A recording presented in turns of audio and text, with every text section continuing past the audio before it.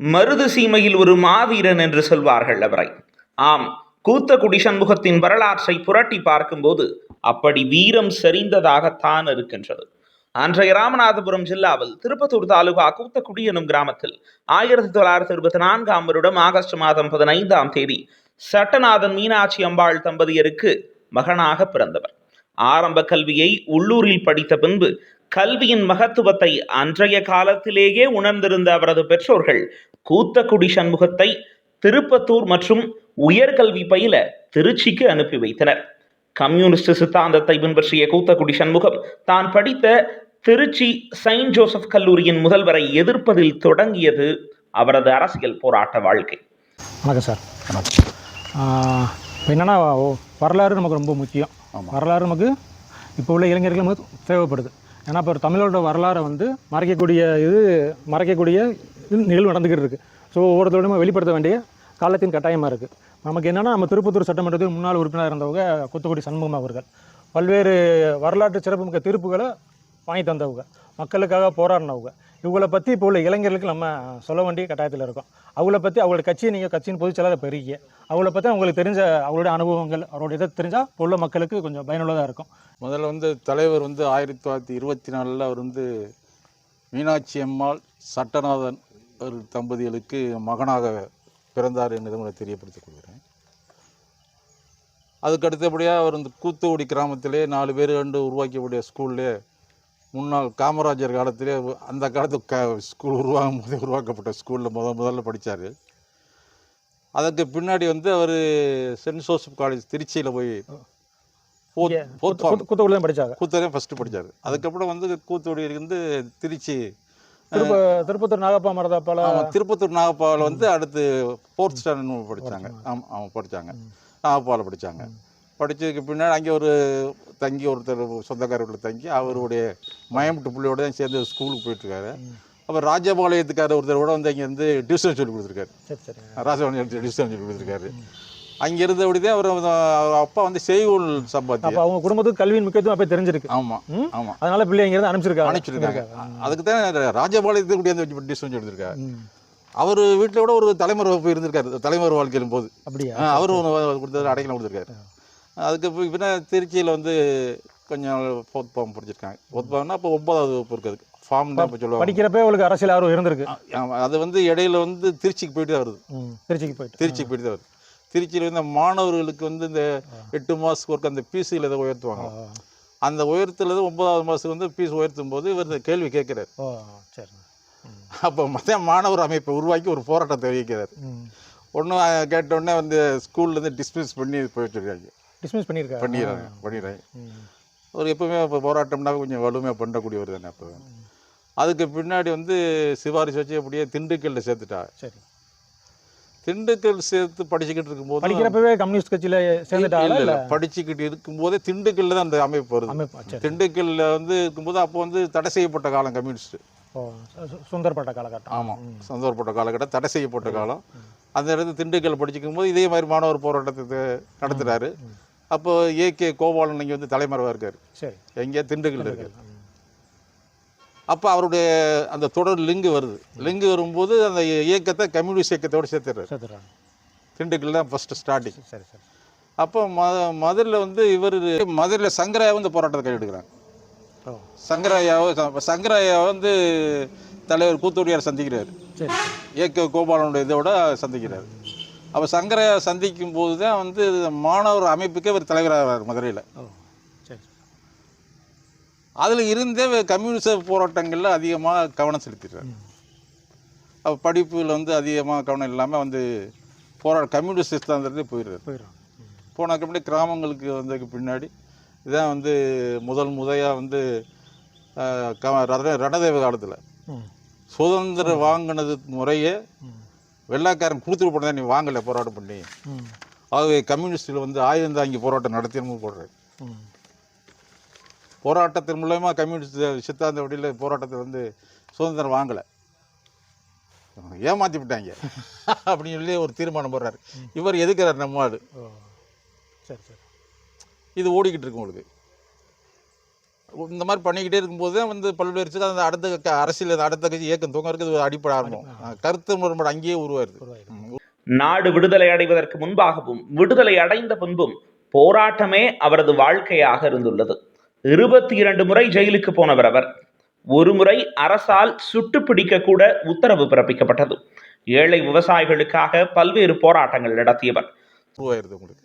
அப்புறம் அந்த இந்த அறிவிப்பு கட்சி கட்டுப்பாடை மீறாமல் அவங்க அந்த ஆயுதங்க போராட்டத்தை எடுக்கிறாங்க.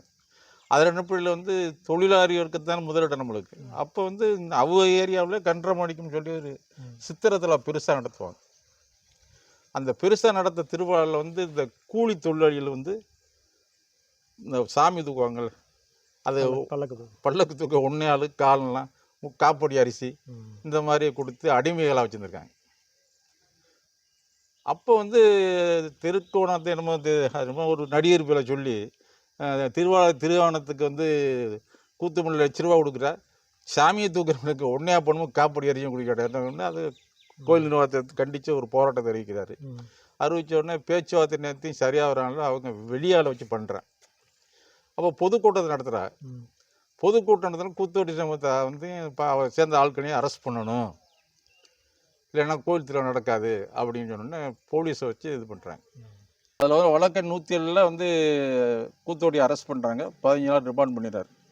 அப்போ லட்சுமணன் செட்டியாருங்கிறத அதை வந்து போர்ட்ஸட் பண்ணுறாரு, நிர்வாகத்தை கோல் பண்ணுறாரு. அதுக்கு பின்னாடி 15 நாள் சென்று அவங்க வந்து ஊருக்கு வந்த உடனே வளையவட்டின்னு ஒரு கிராமம் இருக்குது. அதில் வந்து முக்கியமான ஆட்கள் வந்து கூத்தோடியார், திருப்பத்தூர் சண்முகம், இது கொரட்டி செல்லையா, கூத்தோடி சமூகத்தோட மச்சினன் வந்து மச்சினன்னா என்னுடைய தகப்பனர், சரி, அவரை வந்து இன்னொரு வீரை என்று ஒரு வீரக்கார் ஒருத்தர், இந்த மாதிரி முக்கியமானெல்லாம் கூடி பேசி கூத்தோடியார் தலைமையில் ஜனங்களை திரட்டி நம்ம வந்து ஒன்று பயமுறுத்தி ஆகணும், நம்ம மேலே கேஸ் போட்டோம் பயமுறுத்தி ஆகணும், கட்சியும் அப்படி தான் சொல்லுது அப்படின்னு சொன்னால் அவருடைய தோட்டத்தை வந்து அழிச்சிடுறாங்க. பலா அது இதெல்லாம் இருந்தாலும் அழிச்சிடுறாங்க. அழிச்சிட்டு அதில் நோட்டீஸ், கட்சி சொன்னபடி நோட்டீஸை விட்டுட்டு வெளியேறிடுறாங்க. அப்போ ஏற்கனவே 15 நாள் சென்றதுக்கு பின்னாடி இவங்கெல்லாம் அழிச்சு தலைமறைவாயிறாங்க. அங்கங்கே தலைமறைன்னு போலீஸ் நெருக்கடி. அவள் மச்சனை காந்திங்கிற என்னுடைய தகப்பெல்லாம் அடி நொறுக்கி எடுத்துடுறேன், கிராமத்து கூத்தெல்லாம் அடித்து நொறுக்கிறேன். அப்போ தாயார் அவங்க அக்கா இந்த மாதிரி ஒரு கூட இருந்தாலும் நெருக்கி பிடிச்சாங்க. அது ராமநாதன் செட்டியாரெலாம் முதல்ல பிடிச்சிடுறாங்க போராட்டத்தை. களபுரி ஆகிடுது உங்களுக்கு. அப்படி வந்து தலைமறைவாகி இருக்கும்போது தான் அவங்களுக்கு வந்து பல்வேறு பிரச்சனை நடந்து ஒவ்வொரு ஊராக வந்து தலைமுறை வாழ்க்கை நடத்திக்கிட்டே வருவாங்க. இதில் கடைசியாக வந்து ராஜபாளையத்தில் போயிருக்கிறார். அப்படியா? ராஜபாளையத்தில் இருக்கார். அங்கே மலை பிரதேசத்தில் வந்து தங்கியிருக்கிறார். மலை பிரதேசம் அப்போ வந்து துப்பாக்கி வார்த்தல் குண்டு செயலெல்லாம் அவங்க செய்ய ஆரம்பித்தாங்க. 500 அடி பள்ளத்தில் தங்கி இருந்திருக்காரு. அது ஒரு பெரிய வாழ்க்கை. இதெல்லாம் ஒரு காலத்தில் கரடியே வர இந்த கொள்கிற அளவுக்கு இருந்துருக்கு. புஸ்தகத்தை நல்லா நான் கூட சுருக்கமாக சொல்கிறேன், உங்களுக்கு புஸ்தகத்தினுடைய காப்பி தர்றேன், நீங்கள் வந்து அதை படித்து பார்த்துங்க. ஏன்னா அதில் விட்டுறாமல் எழுதினா அது அந்த எவ்வளோ கஷ்டப்பட்டுருக்காங்க. ஒரு தடவை தூங்கும்போதெல்லாம் பக்கத்தில் நெட்வாக் கிடந்து கையை சேர்ந்தா கொண்டிருக்கும். இது போலீஸ் எப்படியும் மோப்பை முடித்து மறுபடியும் கண்டுபிடிச்சிடா. அது தப்பிச்சு போது போலீஸ் விரட்டி போது இந்த கை குண்டை எரிஞ்சு தான் தப்பிச்சிருக்காரு. அப்போ இப்போ நெருக்கடிகள் வந்ததுக்கு பின்னாடி மக்களுக்கு நம்ம சிரமம் கொடுக்கக்கூடியது நம்ம வெங்கடசாமி இருக்கார் ஒருத்தர், ராஜபாளையத்துக்கார். சரி, அவர் ஒரு ஆள் இப்போ இடையில எம்பி ஆனவர் உங்களுக்கு. அவர் 2 பேரும் வந்து தான் வந்து ஒரு முடிவு எடுக்கிறாங்க. அப்போ தனியாகவே ப்ரெஸ்லாம் இருந்திருக்கு. அதாவது கவர்மெண்ட்டுக்கு தெரியாமல் கம்யூனிஸ்டுக்கு தனியாக ப்ரெஸ் அங்கே இருந்திருக்கு. அதில் தான் நோட்டீஸ் அடிச்சு ரிலீஸ் பண்ணுறது. அப்போ 2 பேரும் முடிவு பண்ணி நோட்டீஸ் அடித்து வந்து எல்லாம் பப்ளிக் பண்ணிவிட்டு வெளியேறார் 2 பேரும். அவங்க தனித்தனியாக பிரிஞ்சிருங்க. அவன் மேலே கேட்டுக்கிட்டு நம்ம வந்து முக்கியமானது ஆஜராகிட்டோம்னா ஜனங்களுக்கு சிரமம் இருக்காதுங்கிற மாதிரி தலைவர் வந்து வேஷம் போட்டு கோர்ட்டில் ஆஜராயிரு. கோர்ட்டில் மாறு வேஷத்துக்கு ஆஜரானதுக்கு பின்னாடி கூத்தோடி பிடிவிட்டாருன்னு சொல்லி பெரிய கெட்ட எழுத போட்டாங்க. இதுக்கெல்லாம் எங்கெங்கே தங்கினதை வச்சது எல்லாத்தையும் எந்த போலீஸ் விரட்டி பிடிச்சது எல்லாமே தெரியும் உங்களுக்கு. இவ்வளோக்கு இடையில மறுபடியும் அப்புறம் போலீஸ்லேருந்து இந்த 15 நாளைக்கு ஒரு இந்த இதுக்கு வருவாங்க, ரிமாண்ட் பண்ண வருவாங்க. ரிமாண்ட் பண்ண வரும்போது தேவோட்டு போயிட்டு வரும்போது இந்த முளையாப்படி அடித்து அவர் காப்பாற்றினது. அப்படியா? ஆமாம், அதாவது கூத்தோடி சமூகத்தை வச்சுக்கிறாத அவரை கொண்டு விடுவாங்க அப்படின்னு மேலேருந்து உத்தரவு இருந்துச்சு. மற்றவர்கள்லாம் சரண்டர் ஆயிருங்க, போலீஸ் பிடிச்சி போனோம், நீங்கள் போய் இதாயிருங்க, அவரை வந்து மறுபடியும் ஜெயிலுக்கு கொண்டு போகணும், அவரை மட்டும் இன்ஸ்ட்ரக்ஷன் கொடுத்து நீங்கள் வெளியே கொண்டாந்துடணும். கட்சியிலேருந்து வந்தோடனே அவரை தான் முளையாப்படி அடித்து 4 ரோட்டில் காப்பாற்றுறாங்க. இது கல்லுப்பட்டி போவோம், அங்கிட்டு போவோம், அந்த 4 ரோட்டில். அப்போ முளையாப்பட்டி போலீஸ் விரட்டி போகுது, போலீஸ் போடுது. அப்போ தங்கச்சாமி தான், திருப்பத்தூர் தங்கச்சாமியை வெட்டுறாரு, கையை வெட்டிவிடுறாரு, ஒரு போலீஸ் கையை வெட்டிவிடுறாரு. இப்போ போலீஸ் இதே போடு, துப்பாக்கி போட்டுன்னு அந்த இது போட மாட்டேன், வெட்டி விட்டார். அந்த துப்பாக்கி தூக்கிட்டு ஓடிட்டாங்க அவங்களுக்கு. அப்போ அதை கொண்டு பெரிய இந்த பெருங்காடு, கல்லுப்பட்டு காடு பெருங்காடு, அந்த காட்டுக்குள்ளே ஒழிச்சு வச்சுட்டு எல்லாம் தலைமுறை ஆகிறாரு. அது ஒரு தவணை விட்டணியில் தங்கியிருக்காரு, ஒரு தவணை காலாறில் தங்கியிருக்காரு, ஒரு தவணையில் சிவகங்கை பக்கத்தில் ஒரு பூனை ஒரு கிராமம் தங்கியிருக்கிறாரு. இப்படி ஒவ்வொரு கிராமமாக தங்கி இருந்துட்டு தான் அப்புறம் இந்த கரெஸ்ட்டாக வந்து ஆஜராகி உள்ளே போகிறார். அதுலலாம் வந்து எனக்கு தகப்பனார் கடுமையான அடி. அப்படி அவர் சொல்லி தான் நானே கம்யூனிஸ்ட் ஆனேன். அவர் வந்து பாடம் எடுத்ததுனால கம்யூனிஸ்ட் ஆனேன். அது வரலாறு போகிறேன்னு சொல்லுவார். 8 வருஷம் அவருக்கே ஜெயிலு. இவரோட தான் நம்ம நல்லவன் இருக்கார்ல, அவரோட காணிக்க வர இருந்தது. நல்லவனோட பெரிய தியாகி, பெரிய தியாகில் உங்களுக்கு. சைக்கிள் போராட்டம், நீதிமன்றத்தில் பின்பற்றிய பிரிட்டிஷ் கால பழக்க முறையை மாற்ற வேண்டி போராட்டம் என தினம் தினம் போராட்டங்களை நடத்தியவர். 1978ஆம் ஆண்டு திருப்பத்தூர் தொகுதியில் வலது கம்யூனிஸ்ட் சார்பில் போட்டியிட்டு மக்கள் பிரதிநிதியாக சட்டமன்றத்திற்காக சென்றவர். அங்கும் பல்வேறு சட்டங்கள் உருவாக போராடினார். ஐயாவுக்கு 101 வயசு முடிஞ்சு 102 ஸ்டார்ட் ஆகுது. மக்களுக்காக பல்வேறு போராட்டங்கள் பண்ணியிருக்காங்க. அது முக்கியமான போராட்டமாக நீங்கள் எதை நினைக்கிறீங்க? அவர் இடையில இந்த கட்சிக்காக வேண்டிய அடுத்த கட்டமாக இருந்தது எப்படின்னா, உங்களுக்கு சைக்கிள் போராட்டம். சைக்கிள் போராட்டம் அவருக்கு எப்படி உதயமாகுதுன்னா, உங்களுக்கு அதாவது சாதாரணமாக அவர் திருப்பத்தூரில் வர்றாரு, படிச்சுட்டு வர்றாரு. ஒரு முத்திரை வகுப்பை சேர்ந்தவன். அவன் வந்து சைக்கிளில் வந்து பையன் விழுந்து கால் ஒடிஞ்சு போகுது. அதனால கூட்டி ஆஸ்பத்திரி போகிறேன். அப்போ கான்ஸ்டபிள் வந்து திருப்பதி போஸ்ட் ஆஃபீஸ் பக்கத்தில் ஏன்னா அவனை கூப்பிட்டு வந்து ஸ்டார்ட் பண்ணி போலீஸ் கொண்டு போயிட்டார்.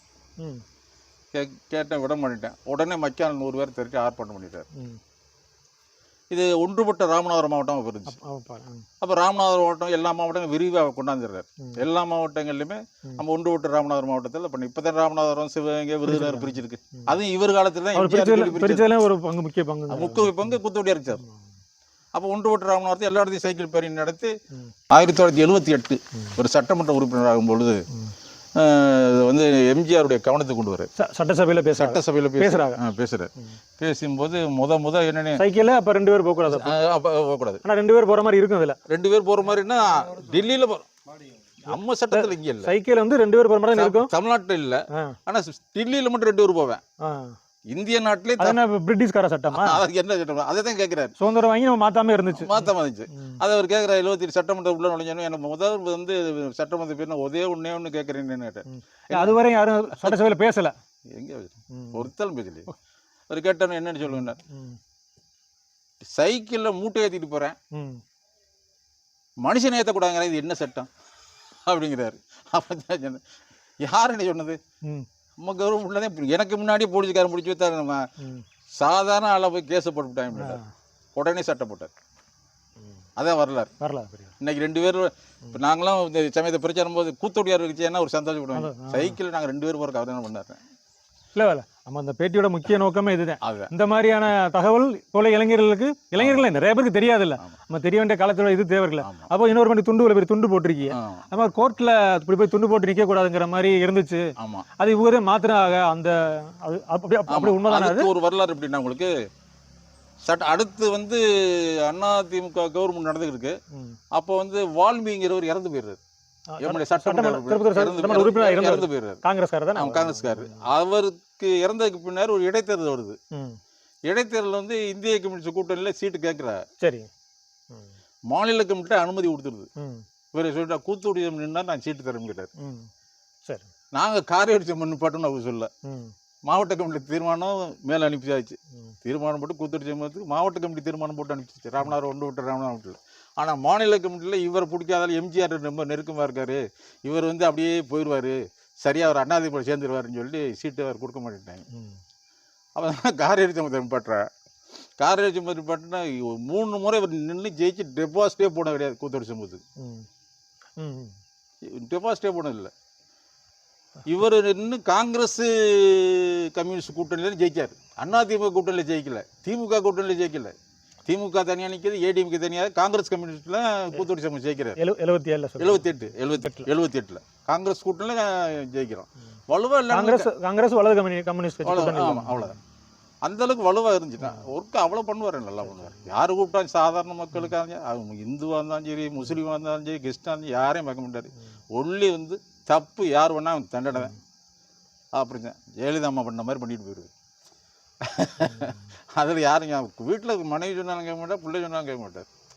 அது அவரோட குணாம்சம் முடிஞ்சவங்கள. எங்களெல்லாம் திட்டுவார், நீங்களாம் உருப்படவே மாட்டேப்பா, என்ன அந்த டயத்தை ஃபாலோ பண்ணுப்பா, முதல்ல டயத்தை ஃபாலோ பண்ணுப்பாரு. அந்த நீதிமன்ற சம்பவத்தை சொல்லிடுது, அதுதான் நீதிமன்ற சம்பவம் வருது. அப்போ வந்து உங்களுக்கு வந்து அந்த சம்பவத்துக்கு டெபாசிட்டே போயிடுது.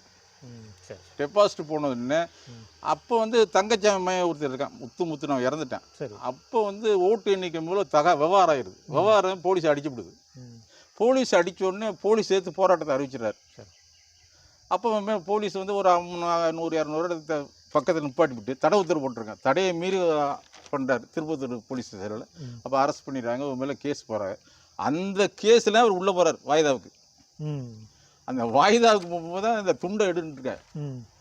எதுக்கு எடுக்க சொல்கிறா துண்டுன்னு, அது கட்சியை குறிக்குது அப்படின்னாரு. அப்போ கரை வெட்டி இந்த மாதிரி கருப்பு சப்பு கட்டியிருக்காங்க. அதுக்கு அப்போ கரை வெட்டி கட்டிக்கணும் அவருக்கு சொல்லி நான் துண்டு எடுக்கிறேன் அப்படின்றேன். பேசிட்டு உள்ள ஓடி போயிட்டார். அப்போ கோயின்னு ஊரில் ஆள் கேட்டாங்க. அப்போ தானே சட்ட அமைச்சர் பொண்ணு இல்லை அது கடையில் மதுரையிலேருந்து நீதிபதியெல்லாம் வந்திருக்காங்க. ஆமாம், அதுக்கு கேள்விப்பட்டிருக்கோம். மதுரையில் நீதிபதியில் வந்து பஞ்சாயத்து சட்டத்தில் அப்படிலாம் இல்லை, நீங்கள் அனுமதி கொடுத்துருக்காங்க, அனுமதி கொடுத்தாங்க. அதுக்கப்புறம் வந்து இதில் வந்து வரலாற்று சிறப்புமிக்க ஒரு இதான ஒரு இவர் நேரம் சிஎம் கிட்ட நேரம் எம்ஜிஆர்ட்டையும் பேசிட்டாரு. அப்போ பொண்ணையும் சட்ட அமைச்சர் இருந்தார். பொண்ணையும் சட்ட அமைச்சர் தான். இன்னைக்கு என்கிட்ட தொடர்பு இருக்காரு. அவர் தான் வந்து எம்ஜிஆர் சொல்லி உடனே கால் செருப்பு போட்டு துண்டு போட்டு கோர்ட்டுக்கு போகலாம். அது யாருக்கும் வந்து அதுக்கு முன்னாடி போக முடியாது, அப்படி இருந்துச்சு. அப்படி இருந்துச்சு. அந்த ஜமீன் காலேஜ் ராசா கடை தான். பிரிட்டிஷ் கால நடைமுறை அப்படியே ஃபாலோ பண்ணிட்டு பிரிட்டிஷ் காரன் கையை நான் துண்டு ஓட்டு நிற்கிறேன், துண்டு ஓட்டு நிற்க முடியுமா உங்களுக்கு? அப்போ துண்டு எடுத்து விட்டு ஐயா ஒரு கும்பிடு போட்டில் போகணும். அந்த இடம் தான் இருந்துச்சு. அப்போ அதை எதிர்த்து பண்ணதுனால தான் அந்த சட்டம் கொண்டாது. இன்னைக்கு துண்டு போட்டு செருப்பு போட்டு போகிறவங்களுக்கு. அதே மாதிரி உங்களுக்கு வந்து இனாம் ஒழிப்பு போராட்டம், இனாம் ஒழிப்பு போராட்டம் அவர் கடுமையாக பண்ணார். அதாவது உழுதவனுக்கு நிலஞ்சொந்தம், உழுதவனுக்கு நிலஞ்சொந்தம்னு சொல்லி கடுமையான போராட்டம். இதெல்லாம் சாதாரண விவசாயிகளுக்கு இனாம் ஒழிப்பு போராட்டங்கிறது பெரிய நிலச்சுவந்தார்கள் ஜமீன்கள் வந்து அப்போ கொடுத்தாங்க, அரசாங்கம் கொடுத்தாங்கல்ல, அந்த சொத்துக்கள்லாம் நிறையா இருந்ததை வந்து கவர்மெண்ட் அப்போ இந்திரா காந்தி பில்லில் எமர்ஜென்சி பில்லில் ஒரு நில உச்சரவு சட்டம் போட்டாங்க. அதில் கடுமையாக ஃபைட் பண்ணி ஆயிரக்கணக்கான எடுத்து கொடுத்தாரு. நரியங்குடி வட்டாரமாக இருக்கட்டும், இந்தக்கிட்டு அதே மாதிரி கோணாவட்டு பகுதியில் ஒரு ஊர், அதே மாதிரி கீழே பசலை, அப்படி விரல் விட்டு சொன்னக்கூடிய ஊர்கள் போக நிறையா ஊர்களில் நிலம் இல்லாதவனுக்கு நிலம், வீடு இல்லாதவனுக்கு வீடு, வீடு பட்டா வாங்க முடியாத பட்டா, இந்த மாதிரி நிறைய காரியங்களில் சாதாரண மக்களுக்கு, விவரம் தெரியாத மக்களுக்கு அரசாங்கம் போட்ட சட்டத்தை நிறைவேற்ற முடியாத ஏமாத்தி சாப்பிட்ட உலகத்தில் வெளியே கொண்டாந்த இந்த மாவட்டத்தில். அப்புறம் இன்னொன்று கேள்விப்பட்டிருக்கோம், ஒன்றுபட்ட ராமநாதபுரம் மாவட்டம் அங்கிட்டு திருநெல்வேலி வரையும் இங்கிட்டு திருச்சி பார்டர் வரை இருந்திருக்கு. அதை மூணா பிரிச்சவள ஐயாவோட பங்கு முக்கிய பங்குன்னு சொல்றாங்க. எம்ஜிஆர் ஆட்சி காலத்துல ஐயா ரொம்ப இது பண்ணி வாங்கினா சொல்றாங்க, உண்மைதானா?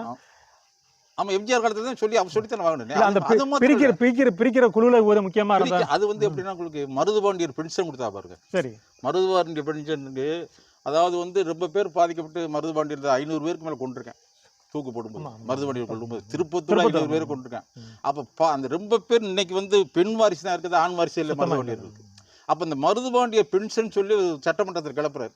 இவர்தான் பேசுறாரு. அண்ணே வந்து இந்த மாதிரி இந்த நாட்டுக்காண்டு முதல்ல குரல் கொடுத்த மருதுபாண்டியர்களுடைய வாரிசுகளுக்கு வந்து நம்ம பென்ஷன் கொடுக்கணும், அந்த மாதிரி கொடுத்து பேசும்போது அது இந்த வருஷ மாதம்லாம் போட்டிருக்கேன். அப்போ வந்து அவர் அறிவிச்சுறாரு. அப்போ கூத்தூரியார் திறமையில ஒரு 3 பேர் கொண்ட கமிட்டி போடுறாரு. அதில் இந்த கமிட்டியில் வர எல்லாம் பண்ணும்போதே அவர் ஏற்பாடு பண்ணி கொடுத்தவங்க இன்னைக்கு பென்ஷன் வருது.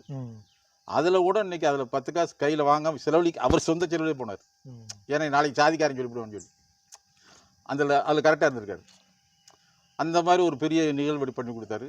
அதே மாதிரி ஒடுக்கப்பட்ட மக்கள் இருக்காங்கல்ல, சாதாரண அரிஜன மக்கள், அவங்களுக்கெல்லாம் வந்து எப்படின்னா அப்போ இந்த தப்பு கொம்பு கொட்டுற பழக்கம் ஒன்று இருந்துச்சு. நீ தப்பு தான் கொட்டணும், நீ குழி வெட்டணும், சாதியை பிரித்து ஒன்று வந்துச்சு. அப்போ இந்த தப்பு கொம்பு கலாச்சாரத்தை ஒழிக்கணும்னு இவர் கிளம்புனார். தப்பு குட்டலாம் இருந்துச்சு. ஏன்னா செத்தா தப்பு குட்டா தான் புறம் போக மாடா. இப்போ கருப்பணி சுப்பணி இப்போ வெட்டினா தான் குழியில் புதைப்பிலோ, ஒருத்தன் சம்பளம் கொடுத்தா வெட்ட மாட்டானா. இந்த மாதிரி ஒரு போராட்டத்தை கையில் எடுத்தோன்னா அவர் இந்த மற்ற சமூகத்து மேலே விட எதிர்ப்பு வந்துச்சு அவர் மேலே. ஹரிஜன மக்களுக்காண்டி வந்து இந்த மாதிரி இறங்கினோடனே மற்ற முக்குலத்தோர் சமூகத்து ஆளு இவர் மேலே எதிர்ப்பு இருந்தாங்க கூட, ஆனால் வந்து இந்த போராட்டத்தையும் கையில் எடுத்தார்.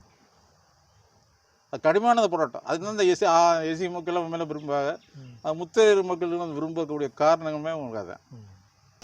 அதே மாதிரி அவங்களுடைய இன்னொரு இது கேள்விப்பட்டோம். எப்படி கேள்விப்பட்டோம்னா 1977ஆம் ஆண்டு ஏடிஎம்கே ஆட்சி அமைஞ்சிச்சில்ல, முதல் முறை அமைஞ்சிச்சில்ல, எம்ஜிஆர் தலைமையில் அமைஞ்சில்ல. ஆமாம். அப்போ உங்க திருப்பத்தூரில் ஜெயிச்சு காங்கிரஸ் அலைன்ஸில் ஜெயிச்சு போகிறாங்க. போகிறப்ப சட்டமன்றத்துக்கு உள்ளே வரப்போ வருகை பதிவேல பார்க்குறப்ப பேர் வந்து ஆங்கிலத்தில் பெருசாகவும் தமிழில் சின்னதாக இருந்திருக்கு. அது சட்டசபையில் பேசியிருக்காங்க. அது மட்டும் இல்லாமல் அந்த நிதிநிலை அறிக்கையை பார்த்தா இங்கிலீஷில் வெயிட் அதிகமாகவும் தமிழில் கொஞ்சமாக இருந்திருக்கு. அது அந்த வரலாறு பற்றி கொஞ்சம் சொல்லுங்கள். ஆமாம், ஒரு சட்டமன்றத்தில் போகும்போது சட்டமன்ற மானிய கோரிக்கையில் பேசுகிறாரு. பேசிவிட்டு அப்போ கூட கலைஞருக்கு இவருக்கு ஒரு வாக்காவது வருது. கலைஞர் கேட்கிறார், உயிரோடு விளையாடுனாரு, உயிரோடன் விளையாடுறான்னு கேட்டிருக்காரு. யாரு? கலைஞர். இந்த வாதங்கள் நடந்துக்கும் போது எம்ஜிஆருக்கு ஒரு நெருக்கத்தை பதில் இவர் வந்து அப்போ இவர் சொல்றாரு, கூத்தோடியாரு, தூங்குகின்ற போது வாங்குகின்ற மூச்சு திசை மாறின்னு போச்சாச்சு. என்னை 22 மணி சுட்டு பிடிக்க சொல்லி ஊற்றுவார். நீ யார் இருக்க என்ன தெரிஞ்சுக்க அப்படின்னாரான். அப்போ தான் கருணாநிதியே இவர் யாரப்பா கூத்தோடிச்சோம்னா தெரிஞ்சுட்டாரான். அவ்வளோ பெரிய ஆளுகள் இருந்த கருணாநிதி தமிழுக்குன்னு பாடுபட்ட கலைஞர், முத்தமிழ் கலைஞருடைய ஆட்சியிலையும் தமிழை வந்து முக்கியத்துவம் பேசியிருக்காலே தவிர தமிழுக்கு முக்கியத்துவம் கொடுக்கல. எம்ஜிஆர் வந்ததுக்கு பின்னாடி இவருக்கு பேசுறதுக்கு வாய்ப்பு கிடைச்சிருக்கு, பேசிட்டாரு, நிறுத்தம் காமிச்சிட்டாரு, மறுபடியும் சட்டமாக கொண்டாட்டார். அது ஒரு பெரிய தமிழுக்காக பேசுறதை விட அதை செயல்படுத்தி கொண்டு வரணும்ல. தமிழ் கலைஞரும் ஆட்சி நடத்தியிருக்காரு, அதுக்கு அதிமுக பீரியடில் எம்ஜிஆரும் ஆட்சி நடத்துறாரு. இவருக்கு ஒரு பேசுறதுக்கு வாய்ப்பு இருக்குது. அப்போ கலைஞரையும் வாழ்த்தி பேசி எம்ஜிஆரையும் வாழ்த்தி பேசுங்க. தமிழுக்கும் எல்லாருமே செய்கிறோம், ஆனால் தமிழை யாருமே வந்து கடைப்பிடிக்கல. இப்போ ஏழையாக்கில் இது இருக்கு, முக்காக்கில் தானே காக்கில் தானே தமிழ் இருக்குது. இது என்னென்ன சட்டம் அப்படின்னா உடனே திருத்திட்டார். உடனே கட்சிக்குள் ஏற்பட்ட மனக்கசப்பு காரணமாக 1984ஆம் ஆண்டு லெனின் கம்யூனிஸ்ட் கட்சியை உருவாக்கினார். தான் வாழ்ந்த காலமெல்லாம் மக்களுக்காக போராடிய மாவீரன் கூத்தக்குடி சண்முகம் கடந்த 15/3/2015ஆம் ஆண்டு மரணமடைந்தார். அவர் ஆரம்பித்த லெனின் கம்யூனிஸ்ட் கட்சி இன்றளவும் அவரது கொள்கையை பின்பற்றி மக்களுக்காக போராடி வருகிறது. அவங்க வலது கம்யூனிஸ்ட்ல ரொம்ப காலம் பயணிச்சிருக்காங்க. லெனின் கம்யூனிஸ்ட் கட்சி உருவாக்க முக்கிய காரணம் இது. எம்ஜிஆர் தூண்டுதல் பேர் அப்படி பண்ணதா சொல்றாரு, அது உண்மைதானா? அப்படி உள்ள ஒன்றும் கிடையாது. அதாவது உங்களுக்கு வந்து புஸ்தகத்திலையுமே எழுதியிருக்காரு அவர். ஏற்கனவே சுதந்திர போராட்டத்திலே கருத்து வேறுபாடு வருது. சுதந்திரம் வாங்கின முறையே தப்பு. ஐயாவுக்கும் பொலிட்டிக் பியூரோவில் வருது. சுதந்திரம் வாங்கின முறையே தப்பு வந்து, ஆகவே வந்து இந்த கொள்கை எப்படி நம்ம தனியாக வந்து இராணுவம் மாதிரி இந்த பலாத்காரம் பலாத்கார முறை கையாண்டு நம்ம தனியாக சுதந்திரமாக போராடி ஆகணும், சும்மா காந்தி ஏமாற்றி கொடுத்துட்டு போயிட்டாங்க அப்படிங்கிற மாதிரி ஒரு பேச்சு அடிக்கிட்டு இருக்கு.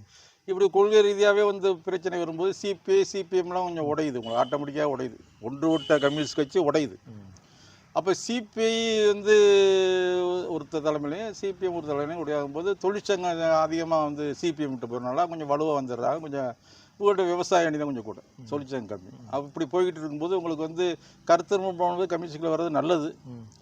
அது பிளவை நோக்கி போகிற அளவுக்கு கம்யூனிஸ்ட் கட்சியுடைய ஆடுபூடி ஆட்டம் வந்து காயின கட்ட வேலையை பண்ணிட்டாங்க. கம்யூனிஸ்ட் வளர்ச்சிக்கு அது தடையா போச்சு. கருத்து சுதந்திரங்கிறது கம்யூனிஸ்ட் கட்சி வேணும். அதை மாற்று கருத்தை ஏற்றுக்கிட்டு அதுக்கு என்ன பரிதாரம் பண்ணலாங்கிறது இன்னைக்கு வேணும். அதை விட்டு இன்னைக்கு உள்ள காலகட்டத்தை கம்ப்யூட்டர் சென்டரில் வந்து காலங்கள் வெகுவாக முன்னேறிக்கிட்டு இருக்க காலத்தில் பழைய முறையில இது வயசான ஆளுங்களை வச்சுக்கிட்டே கட்சி நடத்தணும்னா அது ஐயா வெளியேற முக்கிய காரணம் அந்த என்னவா இருந்துச்சு. அதான் வரேன் அப்படியே பண்ணிக்கிட்டு ஒரு ஒவ்வொரு ட்ரிப்பும் சில கட்டங்களில் பேசுவார். பேசிக்கும்போது கொள்கை ரீதியாக முரண்பாடு இருந்தது. அது கொள்கையை விட்டுவிட்டு கட்சியில் கூட்டணி வைக்கும்போதும் சீட்டுக்காண்டி தன்னுடைய பிரசன்டேஷனை காமிக்கிறதுக்காண்டிய கூட்டணி அமைக்கிறவுடைய பண்பாடு வந்துருச்சு. கம்யூனிஸ்ட் கட்சிங்கிறது அவருடைய நிலைப்பாடு மக்களை நோக்கி பயணம். வாய்ப்பு வந்தால் நின்றுக்கலாம், அதை பற்றி முடியாது. நம்ம அதே அந்த அந்த அந்த அந்தஸ்து குறையுது. இந்த ப்ரெசன்டேஷன் சொல்கிறாங்கல்ல, உங்களுக்கு வந்து பதிவு வச்சு வந்து அந்த குறிப்பிட்ட ஓட்டு சதவீதம் வாங்கணும்னா புரிஞ்சு வரல.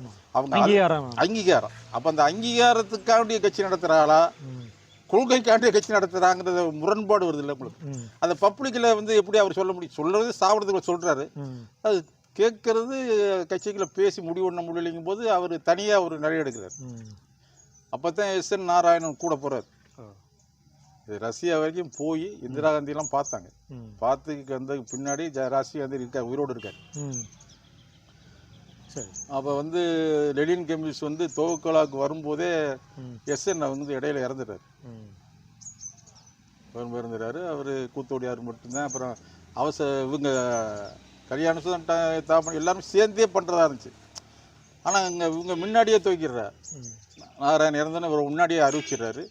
தாப்பாண்டியன் கல்யாணம் சொன்னால் லேட்டாக வெளியே வர்றார். அதான் யுனைடெட் கம்யூனிஸ்ட் பார்ட்டியானு துவக்கினாங்க, ஐக்கிய கம்யூனிஸ்ட் கட்சின்னு துவக்கினாங்க. அப்போ அங்கிட்டு கூத்தோடிசமும் அங்கிட்டு ஐக்கிய கம்யூனிஸ்ட் கல்யாணம் சொன்னால் 2 பார்ட்டி தனியாக பிரிஞ்சு இவருக்கு வந்து மொய்சன் வர்றாரு, ரோசா தேச பாண்டே வர்றாங்க. யாருக்கு? கூத்தோடியாருக்கு.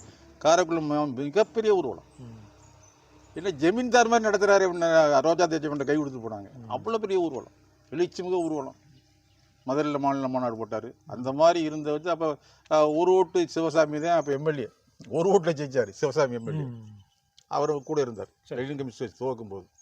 அப்போ 2 பேரும் மாபெரும் இயக்கமே கொள்கை ரீதியாக பிரிஞ்சது, தனிப்பட்ட மாறு கருத்து கிடையாது. மறுபடியும் 2 பேரும் வந்து ஆல் இந்தியா பார்ட்டி நல்ல கண்ணு பேசி அடித்து குறிப்பிட்ட காலத்துக்கு பின்னாடி 2 சேருது. லெனின் கம்யூனிஸ்ட் யூசிபியுமே ஒன்றா இந்திய கம்யூனிஸ்ட் சேர்றாரு. ஆகவே வந்து மோட்டிவ்ஸ் எல்லாம் கிடையாது, கொள்கை ரீதியாக பிரிஞ்சது. கொள்கையில் வந்து யூசிபியிலோட அவருக்கு காரைக்குடி தொகுதி சீட்டு கொடுத்தாங்க. அப்படியா? ஆமாம், காரைக்குடி யுனைடெட் கம்யூனிஸ்ட் பார்ட்டி அப்படில் எலெக்ஷன் நின்னார். ஆகவே வந்து தனிப்பட்ட விரோதங்கள்லாம் கிடையாது, அரசியல் பார்வை. எம்ஜிஆருக்கும் ஐயாவுக்கும் ஆனால் எம்ஜிஆருடைய நெருக்கங்கிறது உண்டு. காரணம் என்ன, அது வந்து அவர் மக்களுக்கு சேவை செய்யும் போது மக்களுடைய பிரச்சனை இல்லை. ஏன் நெருக்கம்னா அப்படி ஒரு கொஸ்டின் நான் கேட்க நினச்சேன்னா, 1977 எம்ஜிஆர் திமுகலேருந்து விலகிட்டு கட்சி ஆரம்பித்த சமயத்தில் திமுகவுக்கும் அதிமுக தொண்டர்களுக்கும் இடையே ஒரு சின்ன மோதல் இருக்கப்போ ஐயா தான் ஏடிஎம்கேக்கு ஒரு இந்த ஏரியாவில் ராமநாதபுரம் மாவட்ட மக்களுக்கு அதிமுக தொண்டர்களுக்கு கொஞ்சம் பாதுகாப்பாக இருந்தாங்க அப்படிங்கிற ஒரு பாசம் 2 பேருக்கு இருந்திருக்கு. இல்லை பில்லரிசி பஞ்சம்னு வந்து வந்துச்சு. சரி, இது ராமநாதபுரம் ஒன்றுபட்ட ராமநாதபுரத்தில் குடிக்கவே கஞ்சி இல்லை. அப்போ வரப்புல இருக்க அரிசியை வெட்டி அதுலேருந்து சமைச்சு சாப்பிட்ட காலம் வந்து. அந்த நேரத்தில் வந்து காளிமுத்து மாவட்ட செயலர் ஏடிஎம்கேக்கு எம்ஜிஆர் கட்சியை விட்டு பிரிகிறார் ஆரம்ப காலம். அப்போ இவர் ஒன்றுபட்ட ராமநாதத்துக்கு நம்மால் சிபிஎனுடைய மாவட்ட செயலர். அப்போ இவர் தலைமையில் உண்ணாவிரதம் எங்கேயோ மதுரையில் நடக்குது. மதுரையில் உண்ணாவிரத்தை வந்து துவக்கி வைக்க வந்து முடிச்சு வைக்க வர்றாரு ஸ்டாலின். அதுலேருந்தே ஒரு நெருக்கமான உறவு ஏற்பட்டுருக்கலாம் ஆரம்ப காலகட்டது. அப்போ அவெல்லாம் பதவிக்கு வரல எம்ஜிஆர். கட்சி துவங்கின நேரம், கட்சி துவங்கின நேரம். அப்போல்லாம் நாங்கள் சின்ன ஆளுங்க. நான் அது உண்மை, எனக்கு அவரோட கூட பயணம் முன்னாடி சில விஷயங்கள் தெரியுது சொல்கிறேன். அதே இதே வந்து இந்த திருக்கோஷ்டி வரும்போது மற்றவங்களை சொல்லாமல் அவர் பேர் கூத்தோடி சம்னு சொல்லி எனக்கு ஒரு சிங்க இருக்கார், கூத்தோடி சம்னு சொன்னார் எம்ஜிஆர். அப்படியா? தேர்தல் பிரச்சாரத்தில்? ஆமாம், தேர்தல் பிரச்சாரத்தில். இப்போ எனக்கு இப்போ எடப்பாடி எப்படி சொன்னார் திருப்பதியில் லெனின் கம்யூனிஸ்ட் பொதுச்செயலாளர் ஸ்டாலின் அவர்னு சொன்னார்ல. இது பொறுக்காம சிலவர் கட்சியை விட்டு போகிற என்ன பண்ணுறது? இது பொருட்களே என்ன வரைக்கும் சிலவருக்கு. அப்போ வந்து மக்களை விரும்புகிற மாதிரி நடவடிக்கை மக்கள் மதிக்கிறேன். நாங்கள் கட்சியை மதிக்கிறோம். கட்சியை இப்போ இங்கே வர்றாருன்னா இப்போ இங்கே வந்து கல்லல் ஒன்றிய சார் ஃபோன் பண்ணி அப்பா பேட்டி எடுக்க வர்றாங்க, நீங்கள் நில்லுங்க அப்படின்னு. நிற்காத அவர் பொறுப்பு. நிற்கிறேன்னா அவர் போய் கட்டாயப்படுத்த முடியுமா? நம்ம தலைமை தப்பு படந்து தப்பு. அவர் ஸ்டாண்டில் கரெக்டாக இருந்தார். சிஐடி ரிப்போர்ட்டில் கரெக்டாக இருந்திருக்கு. அதனால எம்ஜிஆர் தொட வச்சிருக்கலாம். நியாயமான பிரச்சனைக்கு போவார், சொல்லுவார், அவர் செஞ்சு கொடுக்குறாரு. அவ்வளோதான். வேறு தனிப்பட்ட ரீதியாக அவர் எந்த வரவசலும் கிடையாது. கூத்தக்குடி சண்முகத்தின் 102வது பிறந்த நாளான இன்று அவரது வீர வரலாற்றை பார்வையாளர்கள் முன்பு சமர்ப்பிப்பதை ஒரு உயரிய பணியாக கருதி டைம்ஸ் ஆஃப் திருப்பத்தூர் வெளியிடுகின்றது.